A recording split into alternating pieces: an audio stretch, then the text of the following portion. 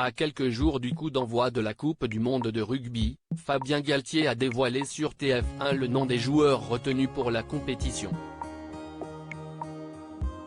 Une liste à laquelle manquait évidemment un nom emblématique de l'équipe, celui de Romain Ntamack, l'ouvreur du 15 de France, qui ne participera pas à la Coupe du monde suite à une méchante rupture des ligaments croisés du genou gauche.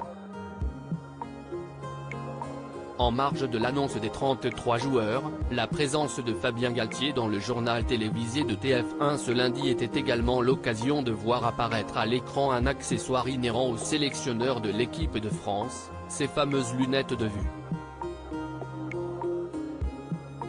Si vous avez, ne serait-ce que brièvement, suivi l'actualité rugbystique au cours des dernières années, vous voyez parfaitement de quoi il s'agit. On parle ici d'une paire de lunettes dont la monture noire et épaisse offre une couvrance maximale au visage du sélectionneur, rappelant presque les modèles portés par les aviateurs durant la première moitié du XXe siècle. Évidemment, l'absence totale de discrétion de ces imposantes binocles suscite une certaine interrogation de la part du public, qui se demande pourquoi Fabien Galthié met un point d'honneur à porter de telles lunettes. Fabien Galthié, ces lunettes ne font pas l'unanimité en 2020, dans les colonnes du Figaro, l'ancien rugbyman avait finalement fourni une explication sur ce curieux accessoire. Ce sont des lunettes de sport en plastique qui permettent de courir, de tomber car je cassais toutes mes lunettes avant. Avait-il confié à l'époque avant d'ajouter, il a fallu que je mette des lunettes plus fortes mais surtout que j'arrête de les casser.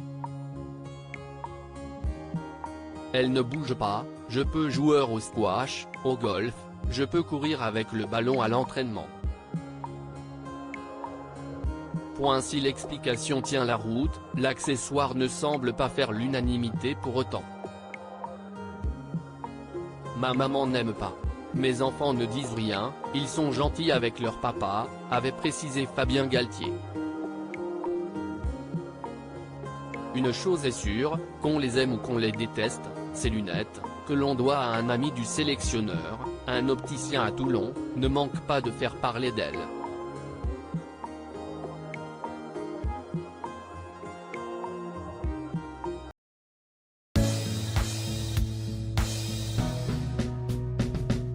But there's all times through the rough times I think